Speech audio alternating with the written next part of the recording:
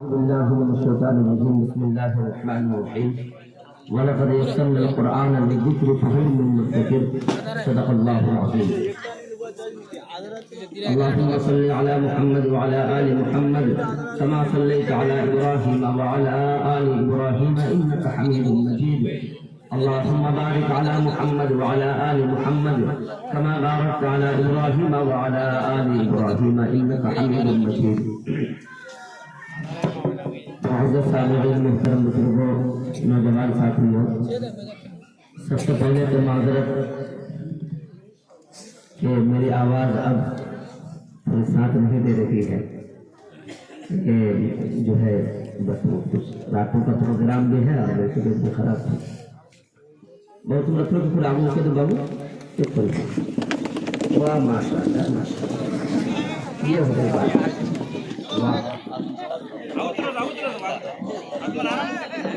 یہ میں آگے اس وجہ سے آپ لوگوں کو کیا بس تھوڑا کہ میں جمعہ میں بولتا ہوں تو میرے سامنے میں آدمی رہتا ہے نا، اس لیے میں اپنے دائیں بھی دکھاتا ہوں اور بائیں بھی دکھاتا ہوں. سامنے میں جو بات رہتی ہے نا، دیکھیے تقریر کا مطلب کیا ہے کہ تقریر کا مطلب صرف یہ نہیں کہ میں آپ کو بول دوں اور آپ جو ہے خاموشی سے سن لیں، پھر وہ مزہ نہیں ہے نا.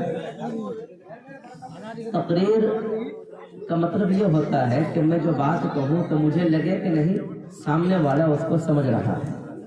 حضور اکرم صلی اللہ علیہ وسلم جب بھی کوئی بات کیا کرتے تھے بات بڑی مختصر سی ہوتی تھی، مگر آپ ایک ایک بات کو 3 مرتبہ کہتے اور اس کی وجہ یہ ہوتی کہ تاکہ سامنے والا مخاطب میری بات کو سمجھ جائے. اچھا، دنیا کے اندر ہم سب سے زیادہ قیمتی چیز ایمان کو سمجھتے ہیں اور ایمان ہے بھی، لیکن ایک انسان کو زندگی گزارنے کے لیے جو سب سے بڑی قیمتی چیز ہے وہ ہے اس کا وقت. کیا ہے اس کا وقت؟ کہا کہ جس نے وقت کو پہچان لیا، جس نے وقت کی قدر کر لی، وہ دنیا کا سکندر بنا. اور جس نے وقت کی قدر نہ کی تو فرمایا کہ وہ دنیا کا سب سے زیادہ پسماندہ اور سب سے زیادہ خراب آدمی بنا. وقت کی قدر کیا ہے کہ ایک ایک منٹ ایک ایک لمحہ کو آدمی قیمتی سمجھے. اور اللہ رب العزت نے نماز کے ذریعے مسلمانوں کو اس بات کو سمجھایا. چنانچہ اللہ قرآن کے اندر کہتا ہے ان الصلاۃ کانت علی المؤمنین کتابا موقوتا.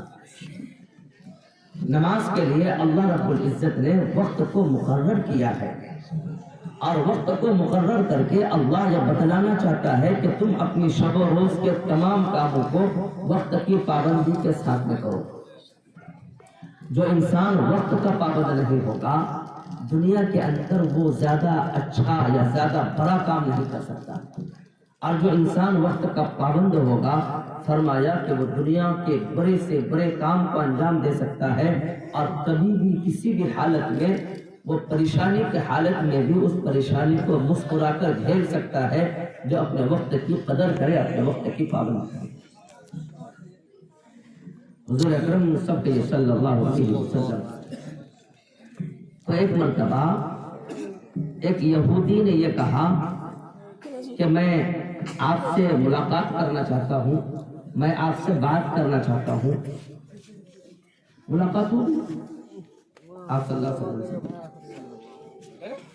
تو وہ شخص کہنے لگا کہ مجھے کچھ کام پڑ گیا، میں جا رہا ہوں، میں وہ کام ختم کر کے آ رہا ہوں، پھر آپ سے میں ملاقات کروں گا.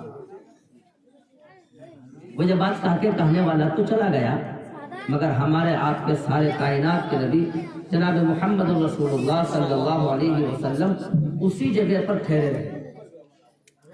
جب نماز کا وقت ہوتا آپ نماز کے لیے تشریف لے جاتے، جب کھانے کا وقت ہوتا آپ کھانے کے لیے تشریف لے جاتے، اور پھر واپس اسی جگہ آ جاتے کہ وہ جو آدمی کہہ کے گیا ہے کہ آپ یہاں پر تشریف رکھیے، میں آ کے آپ سے بات کرتا ہوں. 3 دن گزرا. اب جب وہ آدمی ادھر سے گزرا تو اس نے دیکھا حضور اکرم صلی اللہ علیہ وسلم کو اور کہا کہ آپ، اس کو یاد آیا کہ میں تو کہہ کے گیا تھا کہ میں ابھی آپ سے آ کے ملاقات کروں گا. وہ شرمندہ ہوا اور آ کر کہنے لگا کہ میں بھول گیا تھا تو حضور اکرم صلی اللہ علیہ وسلم نے فرمایا میں چونکہ تم سے ملاقات کا وعدہ کر چکا تھا اس لیے میں آج 3 دن سے تمہارا اسی جگہ انتظار کر رہا ہوں۔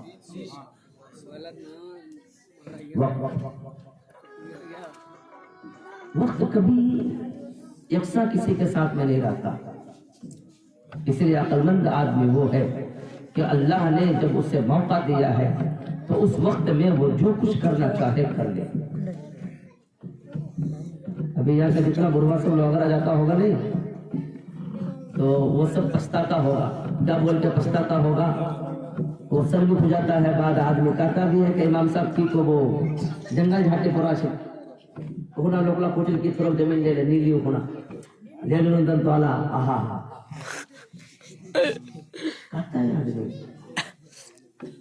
اس وقت اس نے اس وقت کی قدر نہیں کی، وہ سمجھا نہیں اس بات کو۔ میں وقت پر اتنی ساری گفتگو اس وجہ سے شروع میں کیا کہ ابھی آپ کا وقت ہے، ابھی ہمارا وقت ہے، ابھی ان بچوں کا وقت ہے، ان بچوں کا مستقبل اللہ نے ہمارے ہاتھوں میں دیا ہے۔ یہ معصوم بچے، چھوٹے چھوٹے بچے اور بچیاں، ان کی زندگی اور ان کا مستقبل کو اللہ رب العزت نے ہمارے ہاتھوں میں دیا ہے۔ حالانکہ اولاد کے بارے میں قرآن کہتا ہے المال والبنون زینت الحیات الدنیا، کہ مال اور اولاد جو ہے یہ انسان کی دنیا کی زینت ہے۔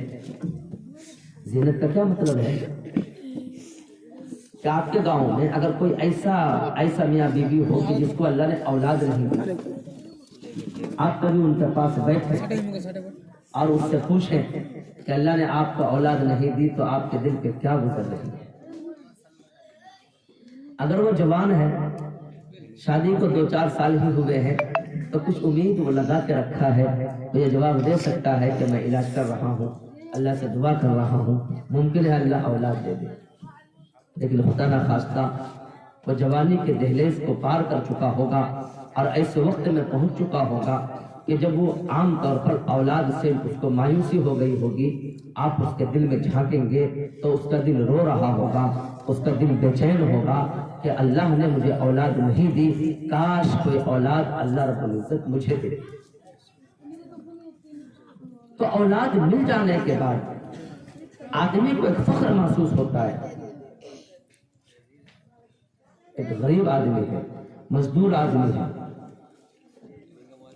دوسروں کی مزدوری کیا کرتا ہے، دھوپ میں اپنے پیٹ کو جلا رہا ہوتا ہے، پسینے سے شرابور جب وہ گھر آتا ہوگا اور اللہ نے اس کو اولاد جیسی نعمت دی ہوگی اور وہ چھوٹا سا معصوم بچہ یا بچی جب اس کے سامنے میں آتا ہوگا تو اس بات کی ساری تھکاوٹ اور ساری پریشانی اس بچے کو دیکھ کر دور ہو جاتی ہے۔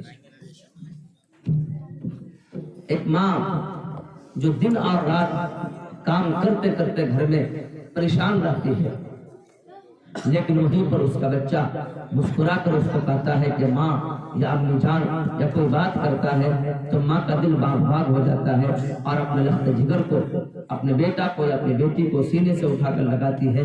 اس کے دل کے اندر، اس ماں کے دل کے اندر جو سکون ملتا ہوگا وہی اس کو محسوس کر سکتی ہے۔ اسی کو اللہ نے کہا ہے کہ اولاد جو ہے وہ دنیا کی زندگی کی زینت ہے۔ لیکن ہم کیا سمجھتے ہیں؟ کیا اللہ رب العزت نے ہمیں یوں ہی اولادوں کو دے دیا؟ نہیں، حضور اکرم صلی اللہ علیہ وسلم نے فرمایا یہ اللہ کی امانت ہے تمہارے پاس، اللہ کی امانت ہے تمہارے پاس۔